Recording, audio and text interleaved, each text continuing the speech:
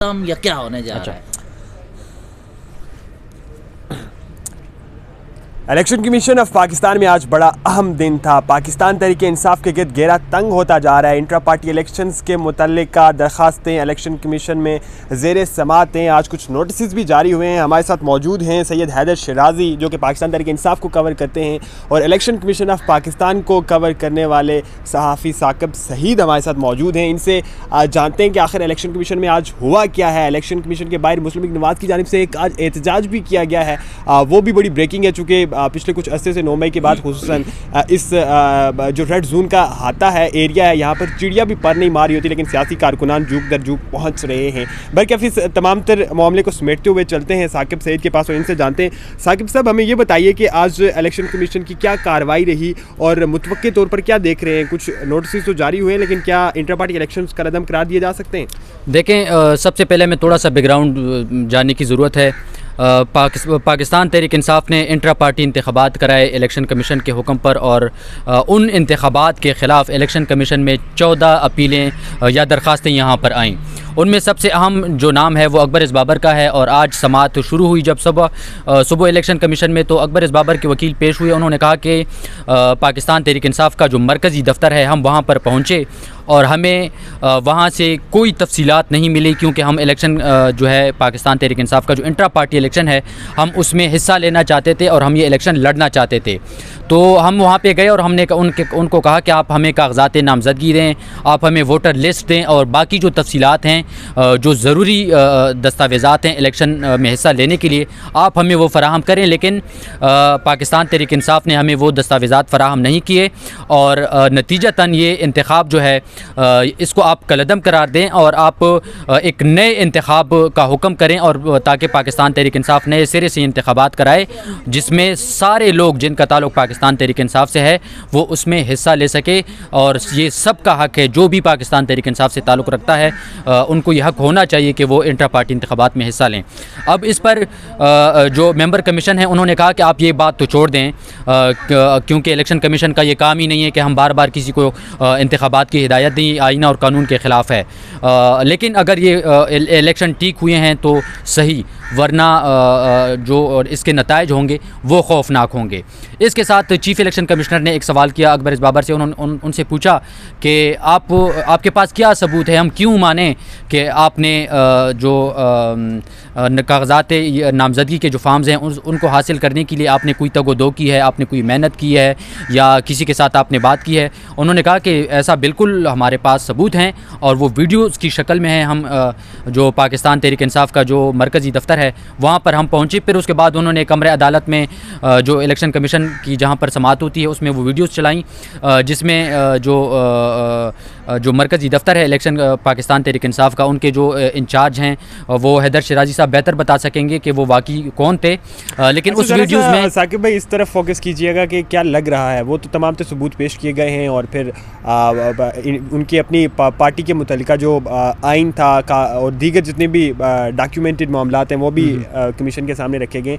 लेकिन आपका दायरा एक तजुर्बा है इलेक्शन कमीशन को कवर करने का, इस सारी प्रोसीडिंग्स से आपने क्या ऑब्जर्व किया? क्या लग रहा है कि इंट्रा पार्टी इलेक्शन का रदम करार दिए जा सकते हैं? कोई चांसेस मौजूद हैं? चूँकि तहरीक इंसाफ तो बड़ी श्योर है कि उन्होंने अपनी तरफ से तमाम तर वो तकादे पूरे कर दिए हैं जिनका जो है वो इलेक्शन कमीशन की जानिब से कहा गया था। देखें, पहले भी इलेक्शन कमीशन ने पाकिस्तान तहरीक इंसाफ का जो ये मामला था इंट्रा पार्टी इंतखाबात, उसमें पाकिस्तान तहरीक इंसाफ ने ख़ुद ही गलती की थी और 2 दफ़ा जवाब जमा कराया। फिर बाद में उनको कहना पड़ा कि हमसे गलती हो गई है और इलेक्शन कमीशन सही तरीके से समझ नहीं पाया। लेकिन जब दोबारा उनको पार्टी इंतखाबात की अब इन्होंने हुक्म दिया इलेक्शन कमीशन ने, तो मुझे ये लग रहा है कि जिस किस्म के आज दलाइल दिए हैं अकबर इस बाबर के वकील ने, और जो सबूत वहाँ पे पेश किए हैं, और जो पाकिस्तान तहरीक इंसाफ के अपने लोग उसमें कह रहे हैं कि ये चूँकि इलेक्शन कमीशन का हुक्म था तो उसकी वजह से हम कर रहे हैं, वरना जो लोग पहले से ओहदेदार थे उनको ओहदे मिलेंगे और यहाँ पे आपको कुछ भी नहीं मिलेगा। यहाँ पे ना कागज़ात नामज़दगी है, ना दीगर जो मुताल्लिका फार्म्स हैं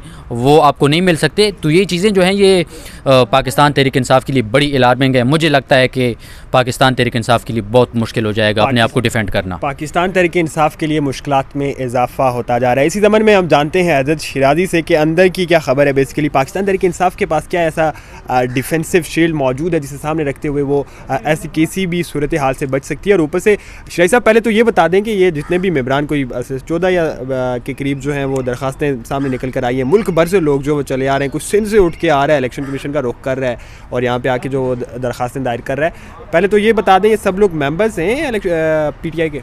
जी बिल्कुल, वो पीटीआई के रहनुमा भी उनमें सीनियर हैं, बानी रहनुमाओं में से भी हैं शख्सियात, और ऐसे भी रहे हैं जो गुज़िश्ता दौर था जो पीटीआई का, उसमें इमरान खान वज़ीर-ए-आज़म थे और उसमें अहम ओहदे भी दिए गए। खातून ने आकर जिक्र भी किया इसका कि वहाँ पर जिस वक्त इंडस्ट्रीज़ के बारे में कुछ प्रोजेक्ट्स लॉन्च किए गए तो मैं वज़ीर-ए-आज़म के साथ, यानी साबिक़ वज़ीर-ए-आज़म इमरान खान के हमरा, वो सब कुछ देख रही थी। तो ऐसे ओहदेदार भी मौजूद हैं। इस दौरान पार्टी के अंदर सीनियर क़यादत की जानिब से ये हमेशा ही कहा जाता रहा कि हम जमहूरियत पार्टी के अंदर भी लाएंगे, और इंट्रा पार्टी इलेक्शन जैसे इस मरतबा हुए इस पर पीटीआई की सियासी क़यादत को तहफ़्फ़ुज़ात थे, हैं और रहेंगे। इस हवाले से जिस दिन मौजूदा चेयरमैन बैरिस्टर गोहर को इमरान खान ने ज़ाती पैगाम के ज़रिए कहा कि इसको लगा दिया जाए वकला की मौजूदगी में, उस वक्त पीटीआई की सीनियर जो क़यादत है, सीनियर रहनुमा हैं, बड़े तगड़े रहनुमा हैं, उनकी जानिब से तहफ़्फ़ुज़ात का इज़हार किया गया और ये पैगाम इमरान खान को पहुँचाया गया। दूसरे दिन जिस वक्त आपने देखा लतीफ़ खोसा जाकर मिले थे, उन्होंने भी फिर इस बात का इज़हार किया बाहर आके कि इमरान खान ने उन तमाम सियासी क़यादत के तहफ़्फ़ुज़ात के पेश नज़र फ़ैसला किया है कि वो ख़ुद इलेक्शन लड़ेंगे, लेकिन बाद में वकील दीगर जाकर मिले क्योंकि ऐसी सिचुएशन पैदा हो गई थी, ऐसे मामलात चल रहे थे कि पार्टी कलअदम हो सकती है, बल्ले का निशान छिन सकता है, या फिर इंट्रा पार्टी इलेक्शन करवाएं। इस नहज पे आ गई पार्टी तो मजबूरन एक नया चेयरमैन लाना पड़ा। इस दौरान एक चीज़ थी कि निगरान चेयरमैन हम ला रहे हैं। किसने कहा? ये बैरिस्टर अली ज़फ़र ने, जो कानून और आइन को जानते हैं और दावा करते हैं कि वो एक कानून के तालिब इल्म ही सही, लेकिन वो गुफ्तगू करते हैं इस हवाले से। वो ख़ुद कहते हैं कि निगरान चेयरमैन लगाया। अब गुज़श्ता रोज़ भी इलेक्शन कमीशन में यही डिबेट हो रही थी।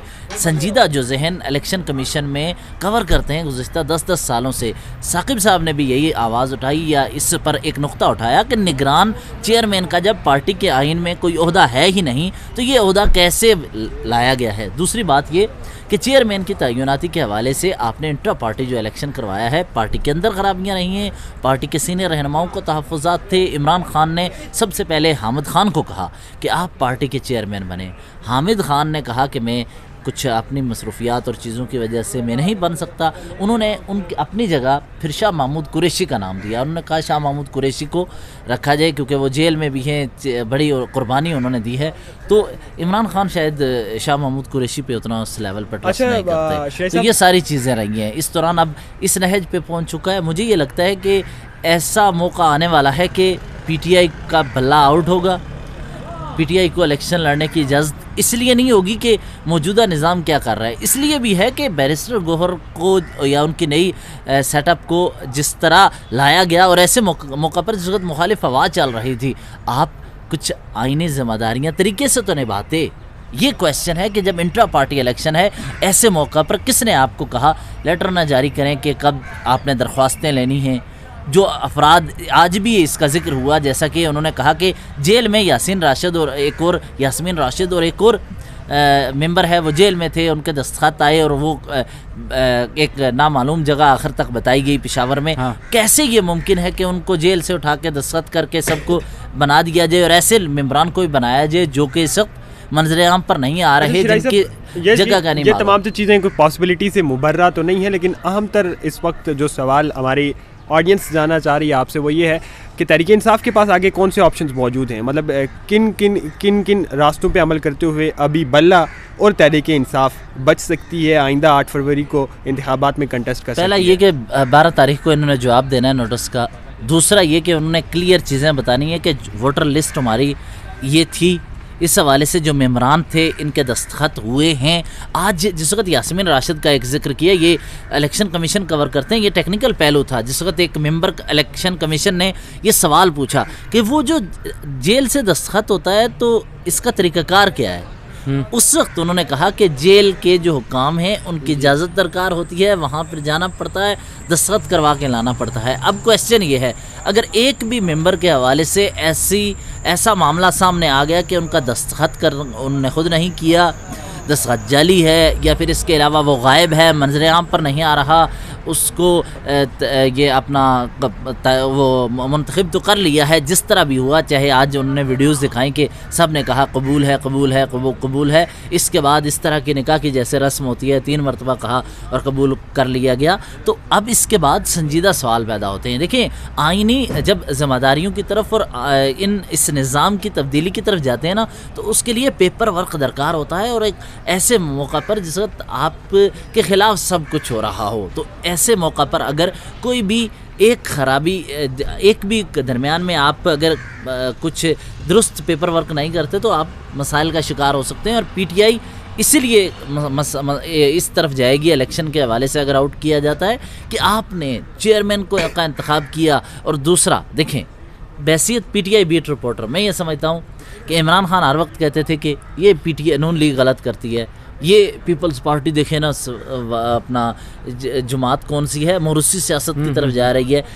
आज उनके वकील इमरान खान के साथी जो उनको मिल के आते हैं वकील, वो बाहर आके कहते हैं यार नून लीग जो है वो भी तो इसी तरह इलेक्शन करती है, पीपल्स पार्टी भी इसी तरह करती है, हमें क्यों आप सवाल कर रहे हैं। तो फिर इसका मतलब है आज आपने एक्सेप्ट कर लिया, उनमें और आप में कोई डिफरेंस फ़र्क नहीं है। बहुत शुक्रिया। हमारे साथ हैदर शिराजी और साकिब सईद मौजूद थे। भाई क्या पाकिस्तान तहरीक इंसाफ की मुश्किलात जो हैं वो बढ़ती जा रही हैं, और बड़ा अहम नुक्ता हैदर शिराजी ने इस सारे गुफ्तगू में उठाया कि जब पहले से ही आपको इल्म है, आपको मालूम है कि आपके गिर्द किस कदर मुश्किलात हैं, कितनी ज़्यादा डिफ़िकल्टीज़ हैं, तो उस सिनेरियो में आपको कम अज़ कम अपनी डॉक्यूमेंटेशन पूरी रखनी चाहिए थी और अदालत के सामने इलेक्शन कमीशन के रूबरू पेश करनी चाहिए थी। बल्कि 12 तारीख दूर नहीं है, 12 तारीख को फ़ैसला अगर ना भी हुआ, तकरीबन समात साकिब साहब ज़रूर मुकम्मल हो जाएगी। 12 तारीख को ये होगा कि पाकिस्तान तहरीक इंसाफ के जो वकील हैं वो यहाँ पर आएंगे और जो आज दलाइल दिए हैं जो अकबर इस बाबर के वकील हैं, उनका कोई जवाब तो देना पड़ेगा ना उनको, या वो बताएंगे ये हमारी डॉक्यूमेंटेशन है। अकबर इस बाबर के वकील ने कहा कि ये उनकी जो वेबसाइट है ये उसका लिंक है, और ये वीडियोज़ हमने आपके सामने रख दी हैं। उनमें से कुछ ऐसे भी इनको के रहनुमा हैं जो जेल में थे या वो फ़रार हैं या मंजर आम से गायब हैं, उनके कागजात नामजदगी कहाँ से दायर हो गए, कैसे उनको, ये पूरा मामला है ना। ये तमाम तर बड़े वैलिड क्वेश्चंस हैं और अब इन्हें पाकिस्तान तहरीक इंसाफ को इन्हें एड्रेस करना होगा। बल्कि क्या होने जा रहा है 12 तारीख को, ये 12 तारीख को ही देखेंगे। अब इंतज़ार महज 12 तारीख का। इजाज़त दीजिए, अल्लाह निगहबान।